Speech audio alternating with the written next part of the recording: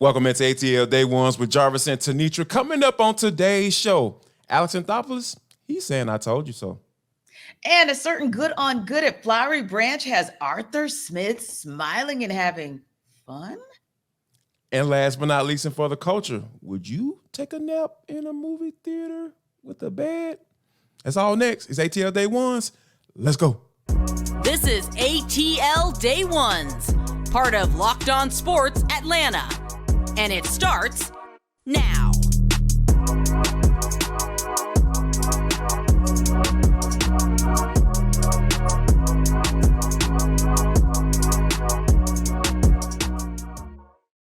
I want to start by saying thank you for making ATL Day Ones your first listen of the day. Remember, we are free and available wherever you download your podcast. And wherever you download your podcast, make sure that you leave us a 5-star review. Really appreciate that from you in advance. ATL Day Ones is part of the Locked On Podcast Network. Your team every day.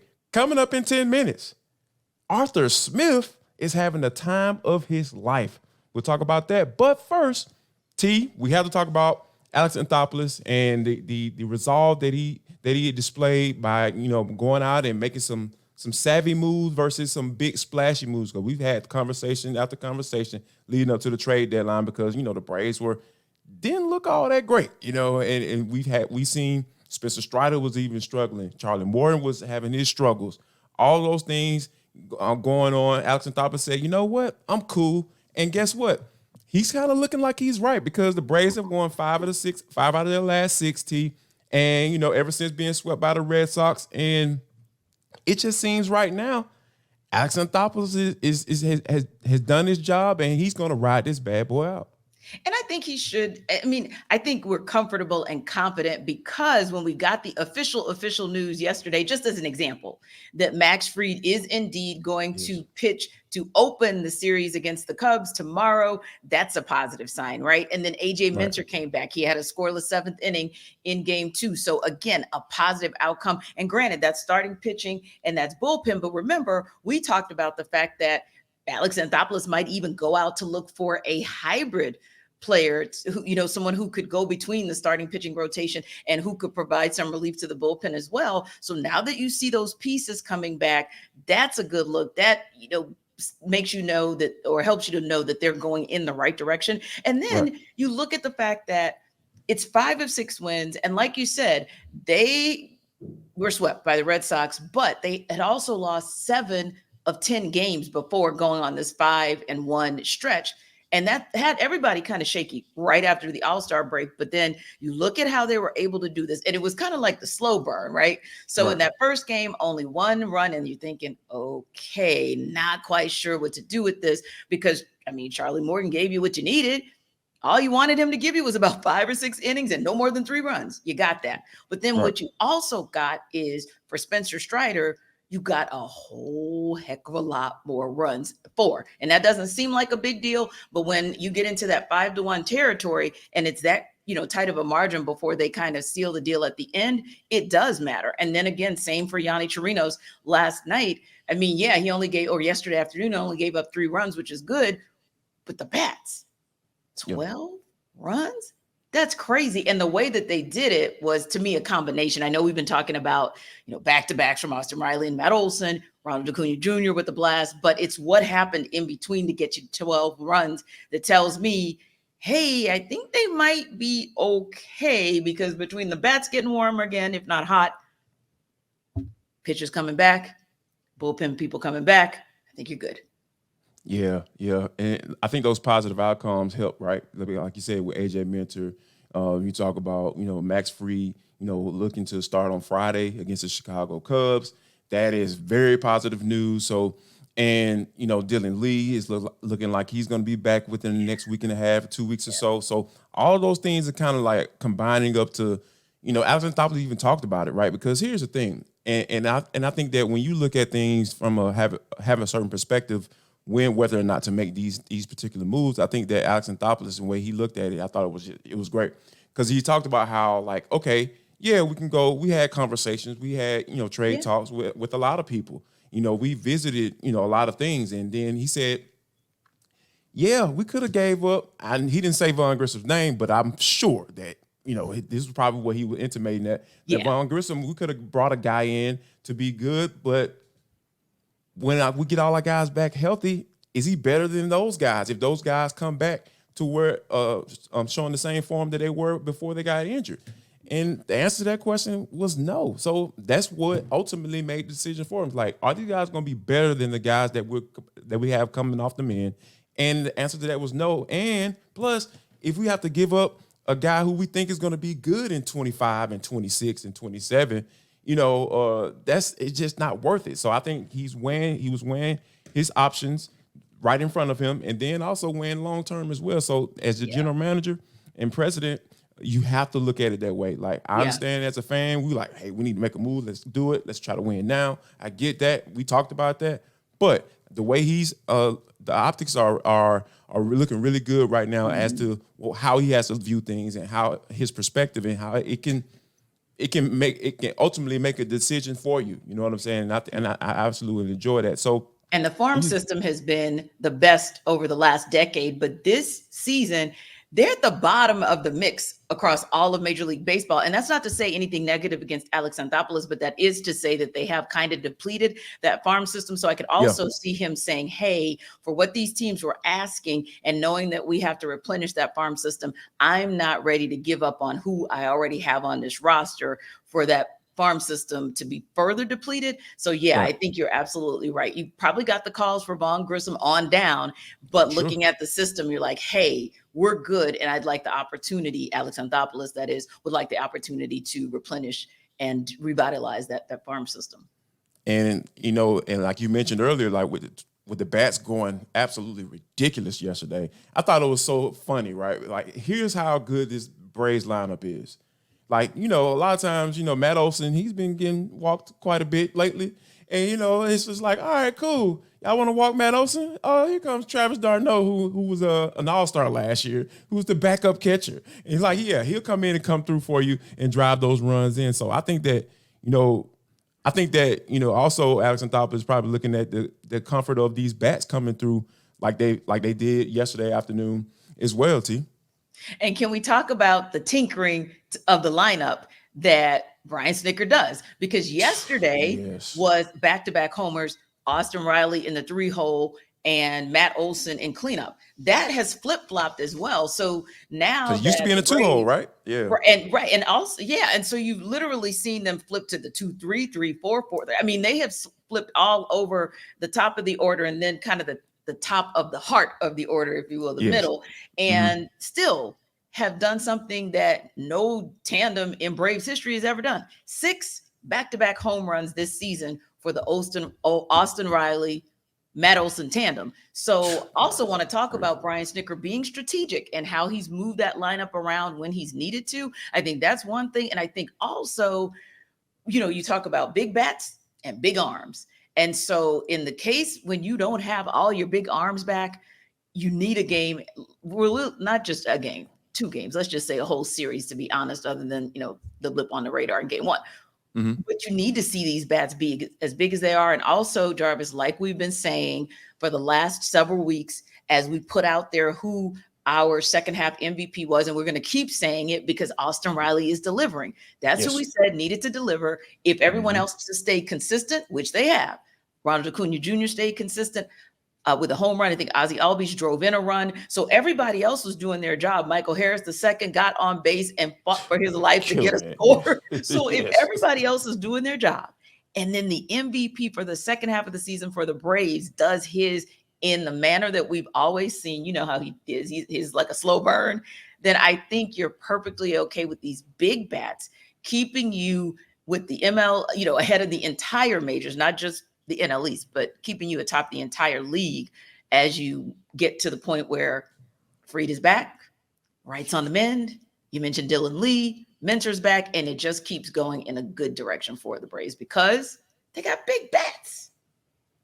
And big bats turn into big runs and turn into big championships and World Series. That's what we're looking for in 2023.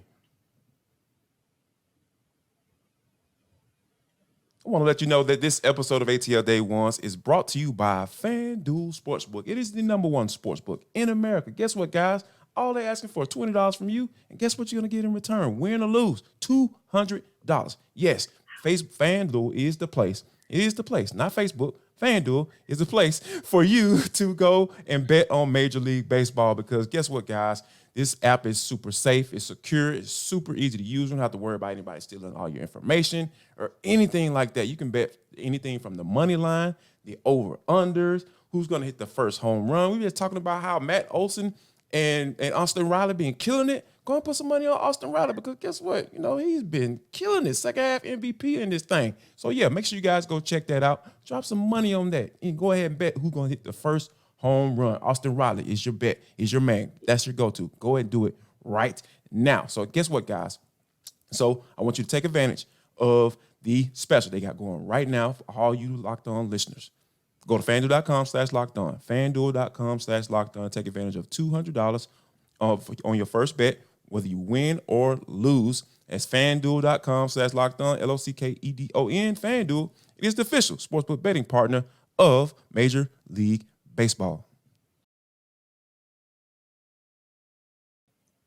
Now, I am sure you guys did not bet that at any point in time would Jarvis and I be talking about Arthur Smith chuckling, smiling, having fun in Flowery Branch, but he absolutely has. It has been not, and the reason I bring that up is because, of course, we've covered Arthur Smith since his day one, and he's a pretty intense guy, but he's got a sense of humor nonetheless, right? Yes. But as that team has gotten better and how he's been able to execute his scheme across time, that's really been the biggest part of why he's having the time of his life, his words, not ours. But he also mentioned something that I thought was interesting because we literally just talked about that a couple days ago. And that is, he said, one of the biggest things is allowing him to really have fun and it's fun to watch is that battle in the trenches between the offensive line and the defensive line. So it got me to thinking, you were up at Flowery Branch yesterday. What was fun for you to see as a part of that trenches battle? To be honest with you, T, like the whole iron sharpen iron thing, I started thinking about that, right? As far as those guys, Matthew Bergeron being thrust into action, probably a little bit early, than Arthur Smith didn't want it. So when you have that, we talked about how he was going to be going up against guys like David Onyemata and Grady Jarrett, and that we saw that battle yesterday, and he held his own. Because here's the thing, like the more and more he faces guys like that, the more that left guard spot that concern level is going to come down for Arthur Smith. And for him to sit up and confirm that, basically like, yeah, you know what? The rookie held his own. Yes. Onyemata probably, if he would have disengaged and got off, he probably would maybe get him sacked, maybe. But the rookie held it down. He anchored down and kind of sat down like, all right, I'm here. I feel you. You know what I'm saying? But, and then David Onyemata tried to work his hands a little bit more. So I think that's one of the things that, you look forward to. And I really feel like Arthur Smith is starting to see what he wanted. He's starting to see his vision come to fruition because, like, with offensive line, defensive line, you talking about competition. It hasn't been any. It hasn't been any. And especially between those fronts. So when you have like good on good going each other, that's when you start to see that little increase of jump. And I even talked with Arnold Ebiketie yesterday. He was talking about how having veteran guys like Bud Dupree and stuff like that, guys who've gotten double-digit sacks in the league, he's like a sponge. He's soaking it up. So all of those things that, Arthur Smith has been talking about, we're starting to see it, T. It's not like coach speak. Like when people are like, oh, that's just coach speak. No, you see it. You see it and you understand what they were trying to do, and you're starting to see it now. It's happening on the field. And when you have a coach come out and say something like that, like you have to believe him if you've been out there. Yeah, you do. And he also said after Tuesday's practice that he had 100% comfort in Bergeron. That's a rookie that he is speaking of. So think about the fact that he came out and he said that he had comfort in what Matt Bergeron was doing in Matt Hennessy's absence. He's also said that he is comfortable and confident in what he's seeing out of Desmond Ridder. And we'll talk about that maybe tomorrow, guys. So make sure you check back in with us because we've got lots more to give you from Flowery Branch. But yeah, when you start to hear that and you start to hear Arthur Smith talk specifically about guys, that's when you start knowing, because there were times, okay, let's be real. First season, second season, he did give us coach speak. And it wasn't because he was trying to be rude or ornery or, uncooperative, he would have just been sounding like he was throwing somebody under the bus if he had said what he really wanted to say about that patchwork on the left side, minus Jake Matthews, of course, but that patchwork on the left side at left guard, that patchwork up front on the defensive side, and we could go on and on. But now he's able to do that. And there's something else you mentioned, and I would imagine, Jarvis, that this is part and parcel to what Ryan Nielsen may have had to say and what Dave Ragone and Arthur Smith may have had to say.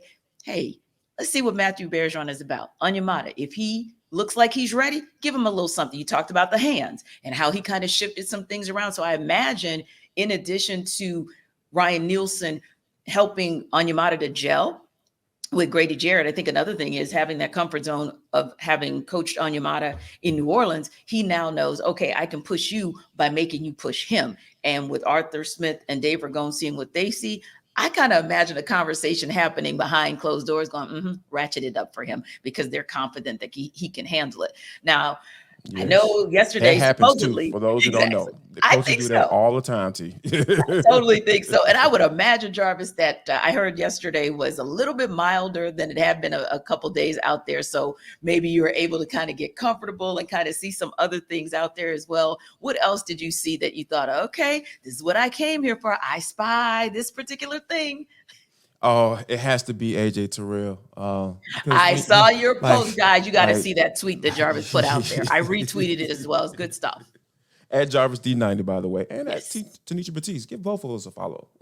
Reading is fundamental, guys. Right? Yes. Yeah. Come on now. There you go. It's right there. And for our audio listeners, at Jarvis D90, at Tenitra Batiste. But yeah, that's the thing that I get excited about because we understand what AJ Terrell brings to the table. Yes. And last year, we didn't necessarily see that for the entire season because obviously dealing with injuries and then coming off an injury, there are a lot of little adjustment periods that you have to come through in order to get back to the level where you want to be. So seeing him out there working on one-on-ones and I want to say something too, because this kind of like people think that some movements and certain things that people do on the field, on the football field, specifically in the NFL, are easy, right?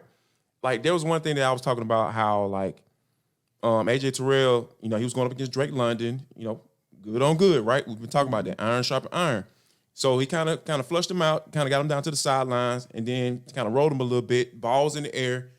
AJ Terrell, as soon as the ball got close, like as soon as Drake London turned around and tried to find the ball, AJ Terrell, boom, same thing, same time. Went up, boom, knocked the ball down. And people think that's easy. I was like, there are so many cornerbacks who have lost jobs because they can't turn around and find the football. Yep. Because here's why I say that. Because you have DPI, defensive passive interference, and somebody was like, oh, that's pass interference. I was like, no, yeah, they'll call it from time to time, but I guarantee you, if you talk to a referee and he said if he's turning around trying to find that football, turn that head. You know what I'm saying? If he's turning around trying to find that football, I promise you, he's going to give that cornerback the benefit of the doubt. And AJ Terrell is the type of guy with his level of play, he's going to get that benefit of the doubt. And I think that for me to kind of, I saw it like multiple times yesterday, T. And I'm just like, talking to some people out there in Flowery Branch, I'm like, yeah, man, this cat might have one of those years that, we might be saying at the end of the year, he might be all pro type level. Yeah. And also AJ Terrell probably had some conversation offline with Jerry Gray and some other folks and said, send help. And they heard his appeal. Right. And so now you got Jesse Bates III, you've got Jeff Okudah, you've got Richie Grant, who of course they already had, but he's somebody who's coming back better and stronger and faster. So the other piece is, AJ Terrell is going to have an off year. Did you see who he had to work with in the DB room last year? Do you now see? It was ugly last year. I'm sorry. Let's keep it funky. It was not pretty. But this year, there's so much excitement about what that entire room brings to the table. I mean, this is a room where, Jarvis, we weren't going down the depth chart last year with enthusiasm. And when I say enthusiasm, I don't want to sound subjective, but meaning like, whoa, we see that AJ Terrell, a Pro Bowler, has something to work with. Now you're literally saying, ooh, wonder where they're going to line up Jalen Hawkins. Ooh, I wonder how they're going to use D. Alford. These are conversations that we did not have about the DB room last year. So I like the fact that you called out, because of course, everybody is kind of looking to see what is going to happen with the pass rush, but please don't sleep on the DB room, because it's just as important that if you happen to be a running back, right, and you get to the second level, they're ready for you. If you happen to try to throw the long ball, they got not one, they got two people for you, if not more. So I think that's a really good piece. And then there was something else that Arthur Smith said that I really, really liked. I love to hear it, and I want you guys to hear it as well. The kind of guys that we have in here, I mean, this was the expectation at every level. I mean, you want guys that want to compete. A lot of guys say they want to compete, and they really want to hide and make sure they have a good hype video or something. They'll have some publicist put out for them or whatever the hell they do. But we got some real dudes, you know. And we go there and we try to compete, try to get better, understand the main goal. And so this is the most fun I've had coaching, and so that fires me up every day. I love to hear that. And Terry Fontenot also said he was excited because it's finally a place, it's finally a time where Atlanta is a place that's a destination for these type of top tier talents. So I really love that quote, because like he said, everybody came to slay, as you know, for lack of a better term. Like nobody's out there just kind of lollygagging or thinking that their job is automatically secure. And even for those whom we know Grady's job is secure, we know Chris Lindstrom's job is secure. Those guys are competing at the highest of levels. That's the type of thing that Arthur Smith has been waiting to see, that he could put guys in position to compete, and so that he could push the envelope with each and every one of them and say, hey, I know you got it on the last play, but go get it again and again and again. And that's what you're seeing out at Flowery Branch. So yeah, when he said he's having fun, I'm like, if you know Arthur Smith, and of course, he's got to throw in a little fun thing, like he said about PR, whatever the hell they do with the hype videos, that's just him. But ultimately speaking, if you know Arthur Smith, if he says he's having fun, Falcons fans need to be very, very encouraged by that, because he's now seeing a good product on the field that he thinks is going to translate in the season. Yeah, T, I wholeheartedly agree, because I was having some conversation with people who work inside the building, you know, and there is a buzz. The excitement is there. I'm talking about from high level, you know, executives like this. They understand what's on this field right now, and I think Arthur Smith is verbalizing it, and I think that the people who are in the building and kind of handle, you know, the scouting and all that stuff and the business side of things, they understand it too. And I think everybody is on the same page when you're talking about like, okay, this might be something special this year. Yeah. And when you hear the word, guys, out of Flowery Branch, what are your thoughts? Let us know every day, or you can drop a comment in the chat if you check us out on YouTube. And of course, we want you to keep on downloading us wherever you get your podcast, because we bring you all the tea and all the heat from Flowery Branch and all over the Atlanta sports landscape each and every day.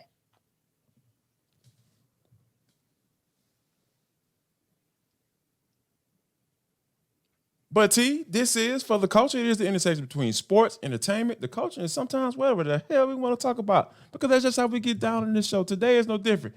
T, when you think about like movie theaters, like, right, you know, everybody here in the United States, you know, everybody's got, you know, got the recliners and all that stuff, like the highfalutin thing. They even got one movie theater that I took my wife to, that they kind of have like almost like a little your own little section or something, like, you know, like a VIP section in the movie theater. You know what I'm saying? People getting real comfortable. But you know, Switzerland, they have taken this thing to another level. T, they have double beds, like whole double beds in the movie theater in Switzerland. Like, my mind goes so many places, you know, when you're thinking about having double beds in the movie theater. But like, first of all, let me just ask you this. Let me keep it simple. Like, would you go to a movie theater that had double beds in it?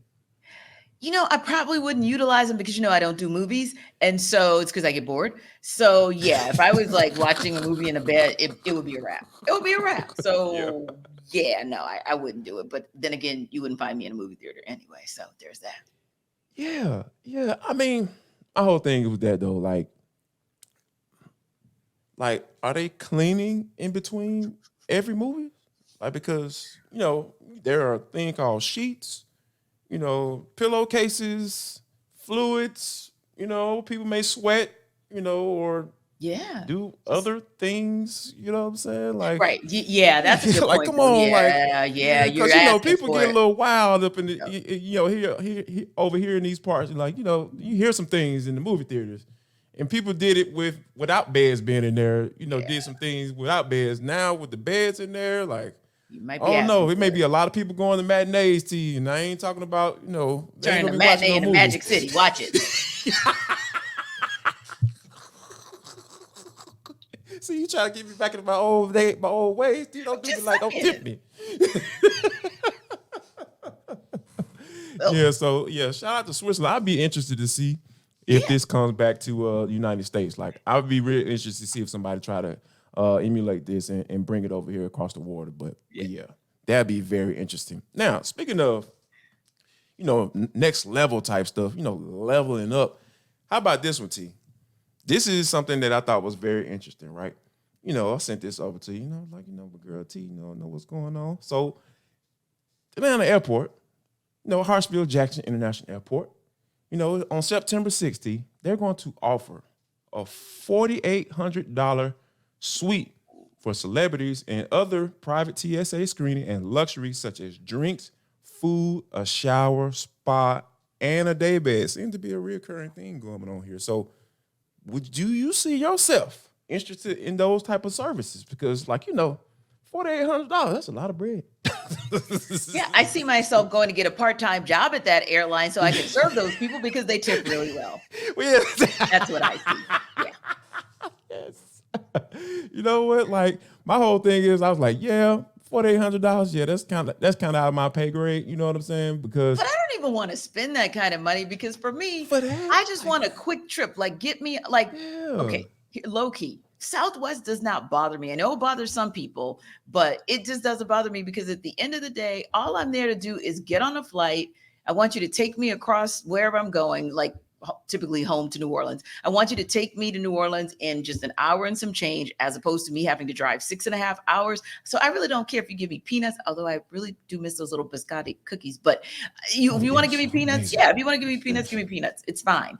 And I don't particularly care for people like squeezing me in because they always think the little person should just be like, automatically go right in the middle. Yeah. Yeah. And so the Southwest, so on Southwest, good luck. You might get a window, you might not. But again, it's just a means to an end. I don't need all that. However, if you need all that, just let me know if you need somebody who is like the concierge service to those people. I'm here for you.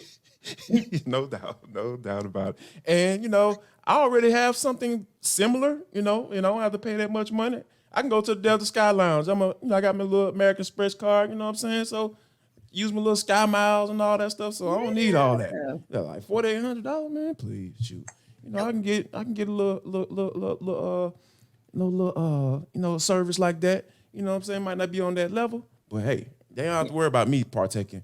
For September 6th, you won't see Jarvis Davis or Tenitra Batiste sitting up in that line trying to unless I'm working some private screening. Yeah, unless I'm getting a paycheck from those people, I'm so not going to be there. But you know where I will be tomorrow around 2:20? T is about sitting her money, in front of my TV watching Max Fried on the mound. How exciting is it to get that guy back for the Braves just at the right time? Although those Cubs bats are buzzing too. So we'll talk about that a little bit tomorrow. Of course, the Falcons are off today. They're getting back to camp tomorrow. So we'll talk a little bit more about the Falcons and of course, give you guys any and everything happening on the sports scene in Atlanta, including a shout out to the WNBA Coach of the Month, Miss Tanisha Wright. Right. Taking the dream 8-3 in the month of July. Go Coach T. And last but not least, before we get out of here, people, make sure that you share love, show love, and stop spending unnecessary money and spread some love.